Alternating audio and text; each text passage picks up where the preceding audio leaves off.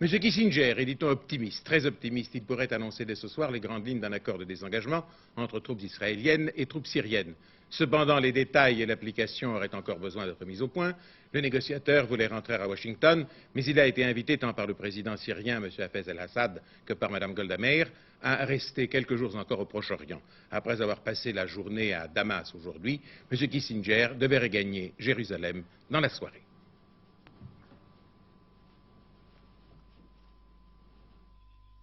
L'attaque israélienne était attendue, mais elle a été plus rapide et plus violente encore qu'on ne le croyait.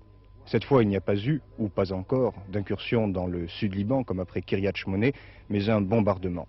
Un bombardement à la roquette qui, 3 heures durant, a frappé des objectifs civils pour la plupart. Des camps palestiniens, des écoles ou des immeubles dans des banlieues populaires.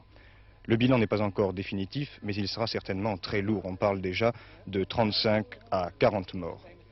Des mesures de sécurité exceptionnelles avaient été prises dans les camps palestiniens depuis l'affaire de Maalot, si bien que les victimes de ce raid israélien sont principalement des Libanais. Pourtant, cette fois, on n'observe pas de tension, comme ce fut le cas souvent par le passé, entre la population libanaise et la résistance palestinienne.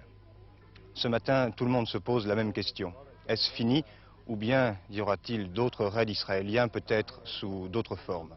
Pourtant, les Libanais et les Palestiniens ne cessent d'affirmer que le commando de Maalot ne venait pas du Liban, qu'il s'agit de Palestiniens vivant en Israël. Et c'est bien là la question politique fondamentale. Y a-t-il une résistance intérieure qui se développe en Israël?